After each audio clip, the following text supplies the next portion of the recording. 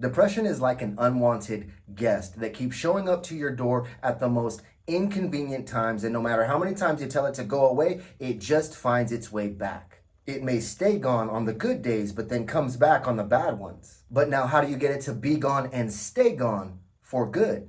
I remember for a span of 15 years, I was struggling to find my happiness. It was like I was stuck in this cycle where things would be going really great, and then some event would unfold, and then I would allow myself to get really down. I would get stuck in my head, start worrying, start beating myself up, become disempowered and utterly hopeless. And then almost ritualistically turn to the influence of alcohol just to numb the pain, and then I would binge for days and even weeks at a time. I lost jobs, relationships, and almost even my life, as one point I drove myself off of the freeway intoxicated, waking up in the intensive care unit. Luckily, my car and I were the only ones totaled. Looking back at all of those years struggling, I asked myself, what changed? What was it that broke that long cycle of ups and downs? In short, I'd say finding the reasons why. After so many times back then of making my daughters feel so abandoned due to a lack of consistency with them,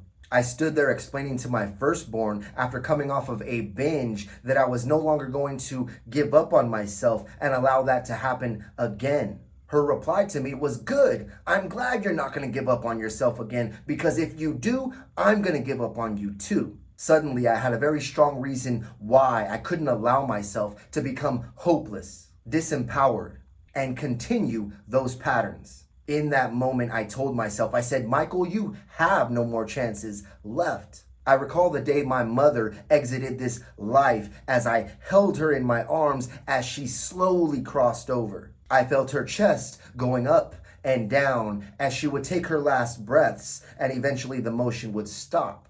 Knowing I would no longer have her in my life because hers was cut short due to health issues caused by alcoholism, because she could not escape the pain of her depression, I decided in that moment that her passing was not going to be for nothing. Maybe she left early so I didn't have to. The more reasons I would go on to collect, I eventually came to the understanding that each time I was depressed in my life, it was because I forgot how truly lucky I actually was. During all of those times when I thought it was so bad, it was simply because I thought it was so bad. It wasn't a matter of changing what happens, but controlling the thoughts that were created as a result of those happenings. You see, you don't need to change what's going on out there to change what's going on in here and in here. You just need to change what's going on in here. And when you do, watch how everything out there begins to change. If you like the video, give it a like and follow me for more information, motivation, and inspiration.